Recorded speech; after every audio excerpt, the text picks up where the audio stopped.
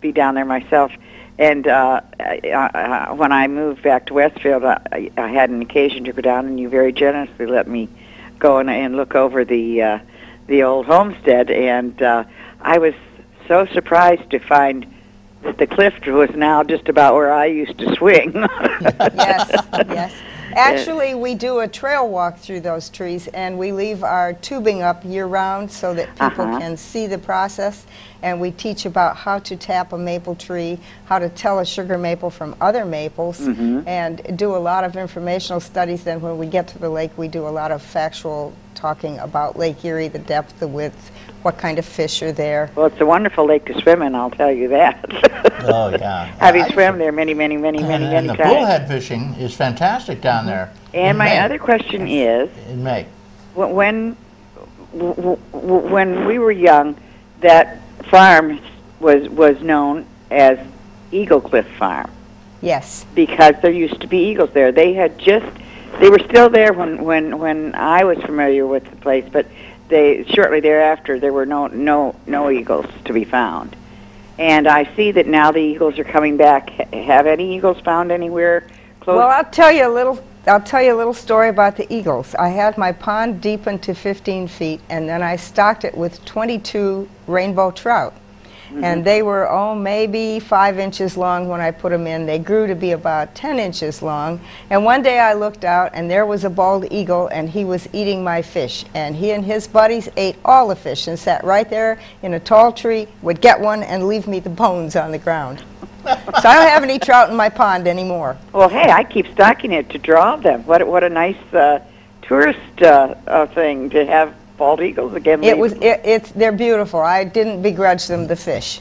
Right, absolutely. But I can't afford to restock it for them either. They have big appetites. Well, maybe just somebody would donate. Yeah, occasionally. Yeah, if I could catch one in the lake and leave it there, be okay. But it is kind of poetic that they have come back to roost in the same place they roosted many years ago. Yeah. Well, they used to roost in those big trees overlooking the lake. It's a Absolutely. gorgeous location there. Close to where the receding beach area is. Yeah, they used to nest there too. You're right. There used to be an You eagle could find there. dead bones all around.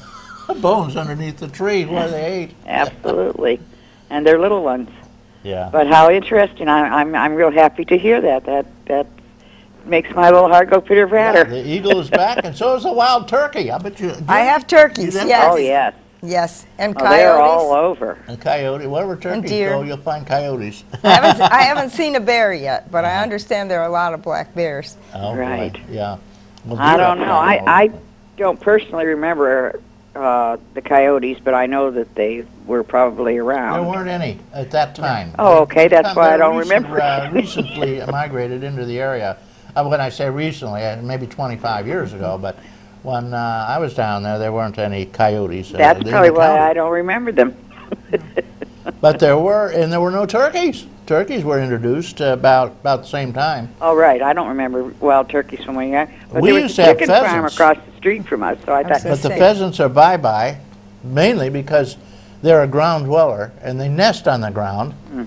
And every coon and skunk and coyote and fox in the county goes after their eggs, and so they just cannot survive. So the only way we had pheasants is, God bless the Fish and Game Club and all the clubs, the conservation clubs. They would release some in the fall, and there'd be some good pheasant hunting for a few months. That would be at the end of it, though. Once in a great while you'll see one, not very often. Yeah, very rare.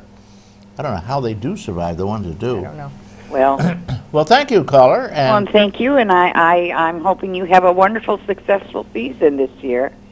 It's really your breakfast place is unique, and I'm so happy to know that the some of the maple syrup on your pancakes is right from your wonderful little farm.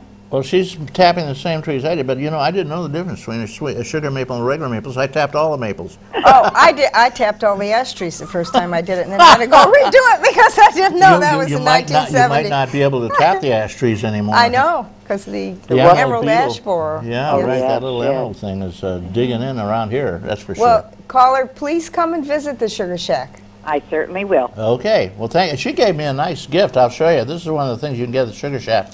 Shack. This is homemade maple syrup, maple sugar, and it's my favorite feast. I love maple sugar. It's just fantastic. Well, Mr. Powers, if I have occasion to go down there and I am gifted with some maple sugar, I will save it for you. Okay. Because it's just too sweet for me, believe it or not. I love it. I love it. I don't have any problem. See, my teeth are store-bought, so it doesn't bother my teeth anymore.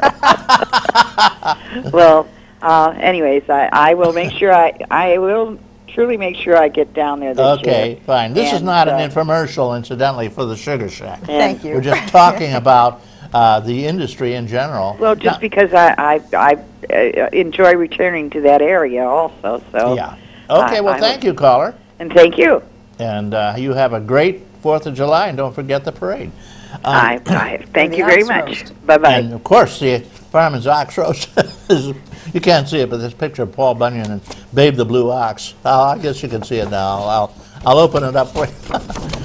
The Ox Roast. That's Sunday from 12 to 8, or whenever, down at the Ottaway Park. Greatest party we have. Somebody told me there were 25 million people there last year. Oh, I'm sure. Maybe 100 million. You can put any political spin on it you want, Right. but there's a big crowd. There is a huge. It's hard to park. A huge crowd. That's why I walk. Yeah, well, try to get up near the beer tent. I'm telling you. And you know, there's a motorcycle club that comes every year from Erie. Yep. They come in with these gorgeous. You know, those motorcycles run $25,000 to $50,000 when they're all jazzed up, and especially. Yes, they do. And they park them there, and it's just a wondrous sight. 100 bikes, and you can see all these beautiful. I mean, everyone's polished I up. had a and chrome. Miata club come to the Sugar Shack. What's a Miata club? Well, Miata is a little car. I didn't know either till I looked at them. Uh-huh. It's a cute little car, and they were out of Tennessee, and they were passing through our area. Huh. I've never heard of the Miata. What kind of car is that? I don't know. Just out of curiosity. It certainly is little an American. car, Yeah, little tiny, little convertibles. It's like the They Smart. look like toy cars. Maybe like the Smart. I drive a smart car, yeah. Yeah, you know what they were long. They've been in France, and I spent a lot of time in Paris.